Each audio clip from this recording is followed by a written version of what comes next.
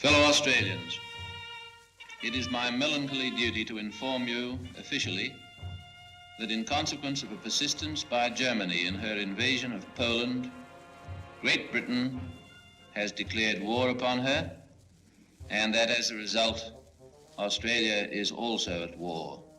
Well, I can remember the night that war was declared. I was 10. I haven't sort of got any bad memories of World War II.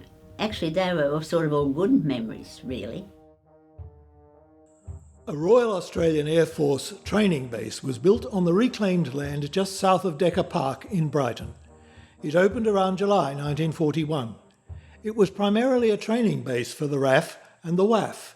Many thousands of Australian Air Force personnel went through its training base. It was an Air Force base during the war, because that's where my brother left from. He was a Lancaster bomber pilot, and he was killed in the last raid. The Australian soldiers used to practice through the bush, and they'd come into the shop and buy things because they only had bully beef and dog biscuits, as they called them, for rations.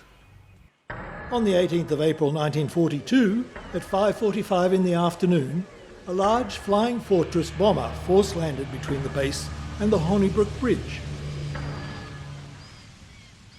Bringing much excitement to the tranquil lives in Sandgate during the war years, many locals gathered to watch the bomber take off a few days later at 4 o'clock on the 21st of April. We didn't think he was going to get enough height out of the flight, but he got up to about halfway across the Hornibrook Highway and dipped his right wing, and he went around and never stopped climbing, and we never saw him again.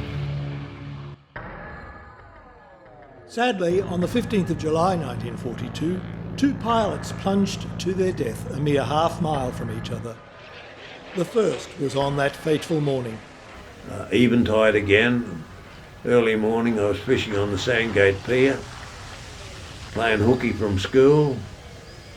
Air Cobra came around and he looked as though he was practising staffing, and he was coming around on one wing. And I said to myself as a lad, I said, he comes around once more, his wing's going to hit one of the waves and he's going to turn turtle. And sure enough, he went around and whopple, he rolled over and over. Then, in the afternoon, a pilot on a practice alert run. We heard this whining noise, saw him drop out of the clouds and suicided right into the area beside where his mate was. We found an old wing off the first plane and we cut it up and took it home, and I had a piece of it nailed on my wall, bedroom wall, for I don't know how long as a kid. The last parade was held at the RAF base in 1946. Following its closure, the base was purchased by the Queensland Government and converted into Eventide Nursing Home. Christmas, the first Americans came here after Pearl Harbor. Used to come to Sandgate to have a look at the beach and the sea. And Dad met four walking up Brunswick Street in his lunch hour, and he invited them for Christmas lunch. Always had plenty of chewing gums in their pocket to give the kids, or coins, 4 other little favours that they wanted to meet your sister or your brother. Oh, they were good to us kids. They brought us lollies and we thought they were wonderful.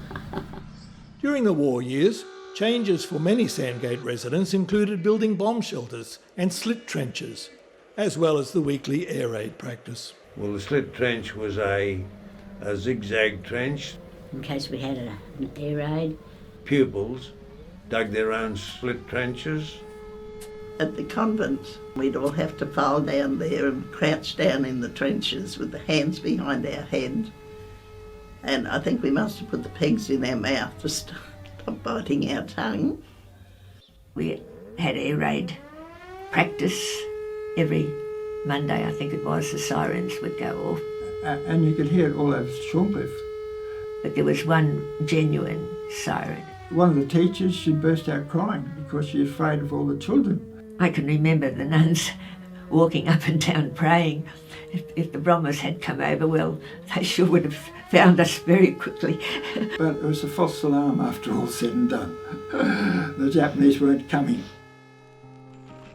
Rationing began in 1942 to ensure the fair distribution of food and clothing. It was managed through coupons.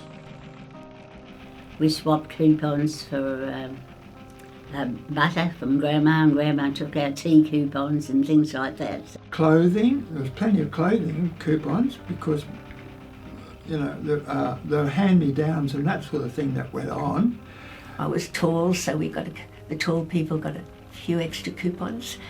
I used to go up and buy tobacco with a ration ticket for my father. Fellow citizens, the war is over. The Japanese government has accepted the terms of surrender imposed by the Allied nations, and hostilities will now cease.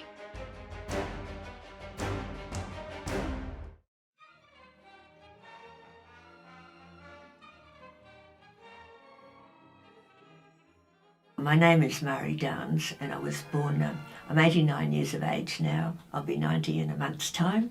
I was born in 1929. Name's Ivy Hillstan, nee McEwen. I was born in 1932 and I'm 86. My name is Bert James Midgley. I'm 90 years of age gone. My name is Jim McAlpine. I was born in 1933. I'm 86. My name is Thelma Webb. Well, I'm 90, and I was born in 1929. Margaret Jays. I was born in 1936, 83. I'm Pam Burney, and I'm the president of the Sandgate Historical Museum.